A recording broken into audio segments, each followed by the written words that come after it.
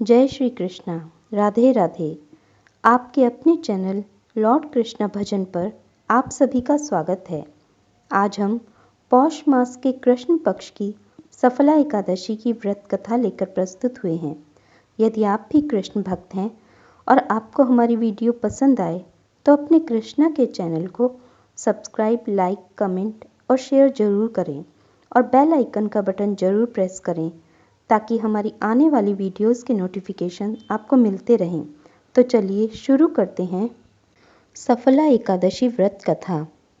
धर्मराज युधिष्ठिर कहने लगे कि हे जनार्दन, मैंने मार्गशीर्ष शुक्ल एकादशी अर्थात मोक्षदा एकादशी का सविस्तार वर्णन सुना। अब आप कृपा करके मुझे पौष माह के कृष्ण पक्ष की एकादशी के विषय में भी बतलाइए। इस एकादशी का क्या नाम है और उस दिन किस देवता की पूजा की जाती है तथा इसके व्रत का क्या विधान है, इसकी विधि क्या है, इसका व्रत करने से किस फल की प्राप्ति होती है, कृपया यह सब विधान पूर्वक कहिए। भगवान श्री कृष्ण कहने लगे, हे धर्मराज, मैं तुम्हारे स्नेह के कारण तुमसे कहता हूँ कि एकादशी व्रत के अतिरिक्त मैं अधिक से अधिक दक्षिणा पाने वाले यज्ञ से भी प्रसन्न नहीं होता। अतः इसे अत्यंत भक्ति और श्रद्धा से युक्त होकर करें। हे राजन, अब द्वादशी युक्त पौष कृष्ण एकादशी का महात्म्य सुनो। इस एकादशी का नाम सफला एकादशी है। इस एकादशी के देवता श्री नारायण हैं। विधि पूर्वक इस व्रत को करना चाहिए। जिस प्रकार नागों में शेषनाग, पक्षियों में गरुड़, सब ग्रहों में चंद्रमा, यज्ञों में अश्वमेध यज्ञ और देवताओं में भगवान विष्णु श्रेष्ठ हैं, उसी प्रकार सब व्रतों में एकादशी व्रत श्रेष्ठ है। जो मनुष्य सदैव एकादशी का व्रत करते हैं वे मुझको परम प्रिय हैं। इस व्रत की विधि इस प्रकार है। मेरी पूजा के हेतु ऋतु के अनुकूल फल, नारियल, नींबू, नैवेद्य आदि 16 चीज़ों से मेरी पूजा करें। रात्रि को जागरण करें। इस एकादशी के व्रत के समान यज्ञ, तीर्थ, दान, तप तथा और कोई दूसरा व्रत नहीं है। 5000 वर्ष तप करने से जो फल मिलता है उससे भी अधिक सफला एकादशी का व्रत करने से मिलता है। हे राजन, अब आप इस एकादशी की कथा सुनिए। चंपावती नगरी में एक महिष्मान नाम का राजा राज्य करता था। उसके 4 पुत्र थे। उन सब में लुम्पक नाम वाला बड़ा राजपुत्र महापापी था। वह पापी सदा पर स्त्री तथा वैश्यागमन और दूसरे बुरे कर्मों में अपने पिता का धन नष्ट करता तथा सदैव ही देवता, ब्राह्मण और वैष्णवों की निंदा किया करता था। जब राजा को अपने बड़े पुत्र के ऐसे कुकर्मों के बारे में ज्ञात हुआ तो उसने उसे अपने राज्य से निकाल दिया। तब वह विचारने लगा कि अब मैं कहाँ जाऊँ, क्या करूँ। अंत में उसने चोरी करने का निश्चय किया। वह दिन को वन में रहता और रात्रि को अपने पिता की नगरी में चोरी करता तथा प्रजा को तंग करने और उन्हें मारने का कुकर्म भी करता। कुछ समय पश्चात सारी नगरी भयभीत हो गई। वह वन में रहकर पशु आदि मारकर खा जाता। नगर के लोग और राज्य के कर्मचारी उसको इन कुकर्मों के कारण पकड़ भी लेते, किंतु राजा के भय से छोड़ देते। उसी वन में एक अत्यंत प्राचीन विशाल पीपल का वृक्ष था।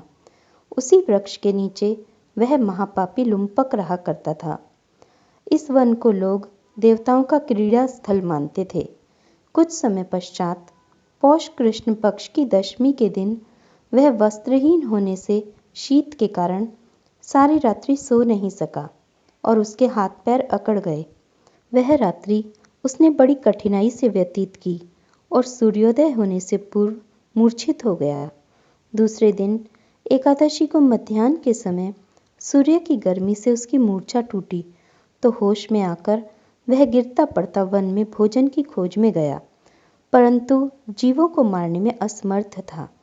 इस कारण वृक्षों से गिरे हुए फलों को उठाकर उसी पीपल के वृक्ष के नीचे आया।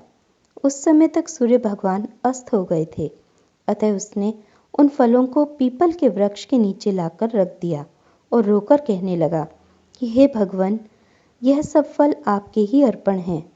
आप इनसे तृप्त होइए। उस रात्रि को दुख के मारे उसे नींद भी नहीं आई। इस उपवास तथा जागरण से भगवान अत्यंत प्रसन्न हुए और उसके सब पाप नष्ट हो गए। दूसरे दिन प्रातः एक अति सुंदर घोड़ा अनेक सुंदर वस्तुओं से सजा हुआ उसके सामने आकर खड़ा हो गया और उसी समय आकाशवाणी हुई, हे राजपुत्र, श्री नारायण की कृपा से तेरे सब पाप नष्ट हो गए हैं। अब तू अपने पिता के पास जाकर राज्य प्राप्त कर। ऐसी आकाशवाणी सुनकर वह बड़ा प्रसन्न हुआ और दिव्य वस्त्र धारण करके भगवान आपकी जय हो ऐसा कहकर अपने पिता के पास गया। उसके पिता ने बड़ी प्रसन्नता से उसे समस्त राज्य का भार सौंप दिया और स्वयं वन को चले गए। अब लुम्पक शास्त्रानुसार राज्य करने लगा। उसके स्त्री पुत्र आदि सारा कुटुंब ही नारायण का परम भक्त हो गया तथा वृद्ध होने पर वह भी अपने पुत्र को राज्य का कार्यभार सौंपकर तपस्या करने के लिए वन में चला गया और अंत समय में बैकुंठ को प्राप्त हुआ। अतः जो मनुष्य भक्ति पूर्वक सफला एकादशी का व्रत करते हैं उनको अंत में मुक्ति मिलती है। जो मनुष्य इस सफला एकादशी का व्रत नहीं करते वे पूंछ और सींगों से रहित पशु के समान हैं। इस सफला एकादशी के महात्म्य के पढ़ने अथवा श्रवण करने से मनुष्य को अश्वमेध यज्ञ का फल प्राप्त होता है। जय श्रीमन्नारायण। जय श्री कृष्णा। राधे राधे।